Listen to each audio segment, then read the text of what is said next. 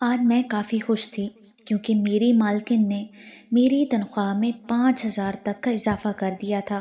آج میری چہچہاہٹ اور شرارتیں عروج پر تھیں، لیکن مجھے کیا علم تھا کہ یہ میرا حد سے زیادہ شوق ہونا ساری زندگی کے لیے میری خوشیاں اور سکون چھین لے گا۔ آج میرے بیٹے کی سالگرہ تھی، اوپر سے مالکن نے میری تنخواہ میں بھی اضافہ کر دیا تھا، اس لیے میں بہت خوش تھی۔ میں پورے جوش و خروش سے جلد از جلد اپنے مالکن کے سارے کام نپٹا کر گھر کے لیے رخصت ہو گئی۔ میں ہنستی مسکراتی ہوئی اپنے گھر کی طرف رواں دواں تھی کہ اچانک میری نظر سڑک کی داہنی جانب بنے ایک سنسان سے خالی پلاٹ پر پڑی۔ جیسے ہی میری نظر اس خالی ویران سے میدان کے بیچوں بیچ پڑے میز پر پڑی تو ایک پل کے لیے میری آنکھوں کی پتلیاں اپنی جگہ پر ساکت ہو گئیں۔ میں حیرت اور بے یقینی سے اس منظر کو دیکھنے لگی۔ میرا دماغ مجھے اس منظر پر یقین کرنے سے روک رہا تھا، جبکہ میں بت بنی اپنی آنکھوں پر یقین کرنے پر مجبور تھی۔ میرے قدم خود بخود اس میز کی طرف بڑھنے لگے۔ جیسے ہی میں میز کے پاس پہنچی تو میرے رونگٹے کھڑے ہو گئے۔ میں سامنے کا منظر دیکھ کر دنگ رہ گئی۔ میری آنکھیں باقاعدہ باہر ابلنے کو تھیں، جبکہ میرا دل ایک دم بہت زور زور سے دھڑکنے لگا، کیونکہ میں نے دیکھا کہ میرا نام خالدہ قیوم ہے، میری عمر 25 سال ہے، میں نے مڈل تک تعلیم حاصل کی۔ میری ماں مجھے جنم دیتے ہی مر گئی، اس لیے میری پرورش کی خاطر میرے ابا نے دوسری شادی کر لی، مگر اس عورت نے آتے ہی مجھ سے میرا باپ چھین لیا۔ اس نے میرے ابا کو میرے حق میں بات کرنے سے یہ کہہ کر منع کر دیا کہ یہ عورتوں کے معاملات ہیں، تم ان سے دور رہو۔ اور بس اس دن کے بعد میرے ابا نے میرے بارے میں بات تک کرنا چھوڑ دی۔ میری سوتیلی ماں نے مجھ پر ہر طرح کے ظلم کیے، مجھ سے نوکرانیوں کی طرح کام لیا، لیکن اتنے سب کے بعد بھی جب میری سوتیلی ماں کا دل نہ بھرا تو اس نے 18 سال کی عمر میں ہی ایک نشائی کے ساتھ میری شادی کر دی۔ ابا نے اس پر احتجاج کرنا چاہا، لیکن اس عورت نے یہ دھمکی دے کر ابا کو خاموش کرا دیا کہ اگر میرے ابا میرے حق میں کچھ بھی بولے یا میری شادی رکوانے کی کوشش کی تو میری سوتیلی ماں ان سے خلا لے لے گی اور اپنے 3 بچوں کو لے کر ہمیشہ ہمیشہ کے لیے اپنے مائکے چلی جائے گی۔ میرے ابا نے 3 بچوں کی خاطر مجھ اکیلی کی قربانی دے دی اور خاموشی سے مجھے غریب سے نشائی کے ساتھ بیاہ کر گھر سے رخصت کر دیا۔ میں خون کے گھونٹ پیتے خاموشی سے اپنی نئی زندگی کی طرف چل دی، جہاں میرے لیے تا عمر غم اور تکلیفیں لکھی تھیں۔ میرا شوہر تھا تو اچھا، لیکن وہ ایک ایسا انسان تھا جسے نشے کی بہت بری لت لگی ہوئی تھی۔ شادی کے 1 ہفتے بعد ہی ہمارے گھر میں کھانے کے لالے پڑ گئے۔ چونکہ میرا شوہر ایک نشائی تھا، اس لیے وہ کمائی نہیں کرتا تھا، بلکہ گھر کی چیزیں بیچ کر اپنا نشہ پورا کرتا تھا۔ مگر میں یوں ہاتھ پر ہاتھ دھرے گھر میں نہیں بیٹھ سکتی تھی، کیونکہ جو بھی تھا پیٹ کی آگ تو کسی بھی طرح سے بجھانی تھی۔ اسی لیے میں نے آس پاس کے گھروں میں کام کرنا شروع کر دیا۔ شادی کے 2 سال یوں ہی گزر گئے، مگر ان 2 سالوں میں اللہ تعالیٰ نے مجھے ایک بہت پیارے بیٹے سے نوازا تھا۔ بیٹے کی پیدائش کے بعد میرے شوہر نے سنبھلنا شروع کر دیا۔ وہ اپنے نشے کی لت سے جان چھڑانے کے لیے سر توڑ کوشش کرنے لگے۔ میں بھی اس کوشش میں ان کا بھرپور ساتھ دینے لگی۔ یوں محسوس ہونے لگا تھا کہ صدیوں کے صبر کا اجر ملنا شروع ہو گیا ہے مجھے۔ میری زندگی پرسکون ہونے لگی تھی، میں اب خوش رہنے لگی تھی۔ ایک دن اچانک ایک ایسا حادثہ رونما ہوا جس نے میری زندگی دوبارہ اجیرن کر دی۔ اس دن کام سے جلدی فارغ ہو کر میں جلد بازی میں گھر کی طرف روانہ تھی، کیونکہ آج میرے بچے کی سالگرہ تھی۔ میں یوں ہی گزرتے ہوئے ایک ویران سے میدان کے بیچوں بیچ پڑے میز پر کسی کو بیٹھے دیکھ کر چونک گئی۔ اپنی حیرت پر قابو پاتے ہوئے میں اس میز کی طرف بڑھ گئی۔ جیسے ہی میز کے پاس پہنچی تو میرے رونگٹے کھڑے ہو گئے۔ میں سامنے کا منظر دیکھ کر دنگ رہ گئی۔ میری آنکھیں باقاعدہ باہر ابلنے کو تھی، جبکہ میرا دل ایک دم بہت زور سے دھڑکنے لگا، کیونکہ میں نے دیکھا کہ ایک بہت خوبصورت لڑکی سفید رنگ کی فراک پہنے سورج کی طرف منہ کر کے آنکھیں بند کیے میز پر بیٹھی تھی۔ اس لڑکی کی رنگت دودھ کی مانند سفید تھی۔ اس کے سنہری بال کمر کے نیچے تک جھول رہے تھے۔ اس کے مومی ہاتھ اس لڑکی کی نزاکت کا پتہ دے رہے تھے، مگر میری لاکھ کوشش کے باوجود بھی مجھے اس لڑکی کے پاؤں نظر نہیں آئے، کیونکہ اس کی فراک اس قدر لمبی تھی کہ اس کے پاؤں اچھی طرح چھپے ہوئے تھے۔ بالآخر میں اس کے پاؤں کو اگنور کرتی ایک بار پھر اس کا جائزہ لینے لگی۔ میری آنکھیں حیرت کی زیادتی سے پھٹی کی پھٹی رہ گئی تھی، کیونکہ میں نے اپنی پوری زندگی میں اس قدر خوبصورت اور دلکش اور دل موہ لینے والی لڑکی نہیں دیکھی تھی۔ میں کب سے کھڑی اس لڑکی کو دیکھے جا رہی تھی، لیکن اس لڑکی نے اب تک کوئی رد عمل ظاہر نہیں کیا تھا۔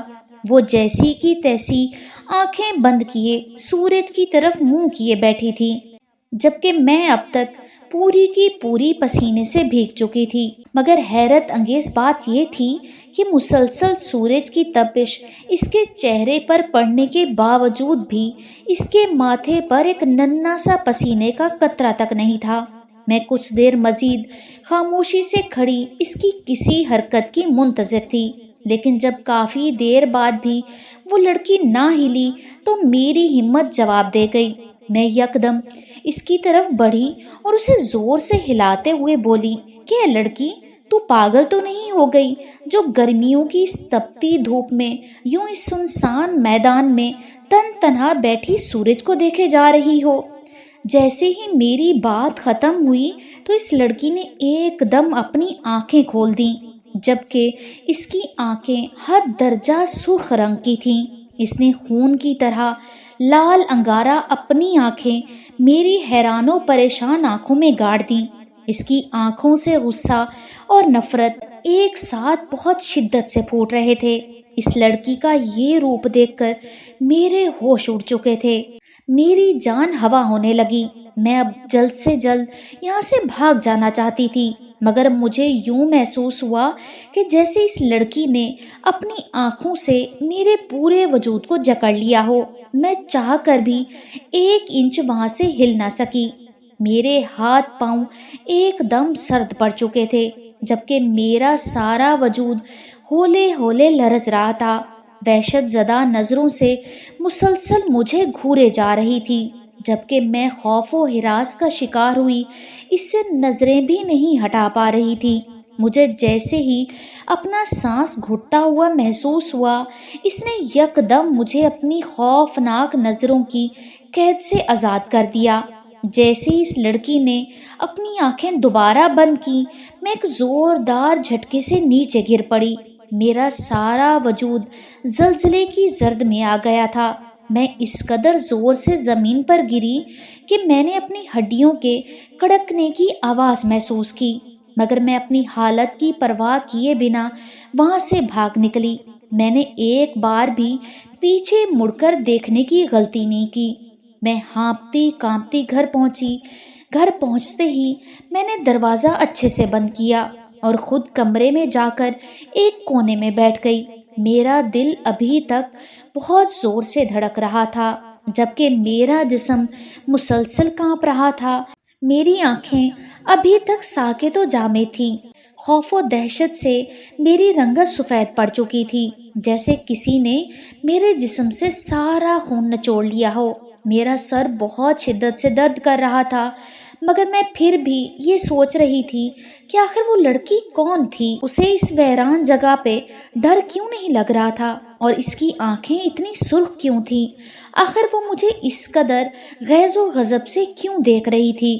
یہ سب سوچیں میرے دماغ پر اس قدر حاوی ہو گئی کہ میں یکدم اپنے ہوش و حواس سے بیگانہ ہو کر زمین پر گر گئی۔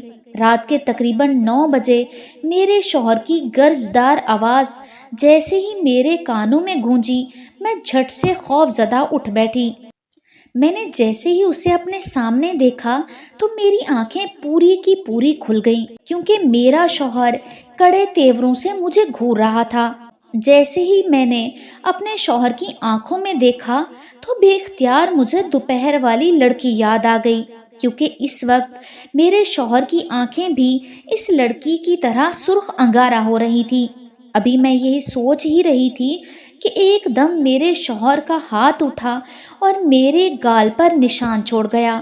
میں حیرت سے اپنے شوہر کا ایسا خوفناک اور دہشت زدہ روپ دیکھ رہی تھی، کیونکہ آج تک کبھی بھی کسی بھی حالت میں میرے شوہر نے مجھ پر ہاتھ نہیں اٹھایا تھا، اور آج یہ سب کیسے، وہ بھی بغیر کسی وجہ کے۔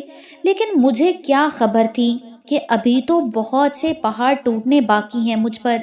مجھے یوں ہی گمسم کھڑا دیکھ کر میرا شوہر چلا گیا کہ ایک دم میرا بچہ روتا ہوا آیا اور میرے گلے لگ گیا۔ جو ہی میں نے اسے اپنے سینے سے لگایا تو مجھے معلوم ہوا کہ میرے بیٹے کو سخت بخار تھا۔ اس کا ننھا سا جسم بخار کی زیادتی کی وجہ سے ہولے ہولے کانپ رہا تھا۔ مجھ پر یہ انکشاف بہت حیران کن تھا، کیونکہ صبح تو میرا بچہ بالکل ٹھیک تھا، اب ایک دم اسے اتنا بخار کیسے ہو گیا؟ خود کو سنبھالتے میں جلدی سے اٹھی اور اپنے بیٹے کو دودھ گرم کر کے پلایا، اور اس کے بعد اسے سیرپ دے کر سلا دیا۔ اس وقت گھر میں کھانے کے لیے کچھ بھی نہیں تھا، اس لیے میں بیڈ پر لیٹے اپنے شوہر کا انتظار کرنے لگی تاکہ وہ آئے اور کچھ کھانے کو لا سکے، مگر میرا شوہر ساری رات گھر نہ لوٹا۔ یوں بھوک کی وجہ سے نڈھال ہوتی کب میری آنکھ لگ گئی مجھے پتہ ہی نہ چلا۔ ایک دن تو کٹ گیا، لیکن ابھی بہت ساری مصیبتیں جھیلنا باقی تھیں۔ اگلے دن جیسے ہی میں کام پر گئی تو مجھے دیکھتے ہی میری مالکن نے مجھ پر سخت غصہ کیا اور مجھے بہت باتیں سنائیں، اور بغیر میری غلطی کے بتائے مجھے نوکری سے نکال دیا۔ میں حیران رہ گئی کہ ایسا کیا ہو گیا۔ میں نے ان کی بہت منتیں کی، پر انہوں نے میری ایک نہ سنی اور مجھے گھر سے نکال دیا۔ زندگی مشکل سے مشکل ہو گئی، گھر میں کھانے کے لالے پڑ گئے، شوہر دوبارہ سے نشہ کرنا شروع ہو گیا، میرے بیٹے کو اتنا بخار چڑھا کہ اترنے کا نام ہی نہ لے رہا تھا۔ ہر رات مجھے ڈراؤنے خواب ستانے لگے، زندگی یکدم جنت سے جہنم بن گئی۔ میں ان حالات سے تنگ ہو چکی تھی۔ میں نے اپنی پڑوسن کو تمام تر حالات کے بارے میں بتایا تو وہ کہنے لگی کہ آپ کے گھر جنات کا سایہ ہے، تمہیں روحانی بابا کے پاس جانا چاہیے، وہ ضرور تمہاری مدد کریں گے۔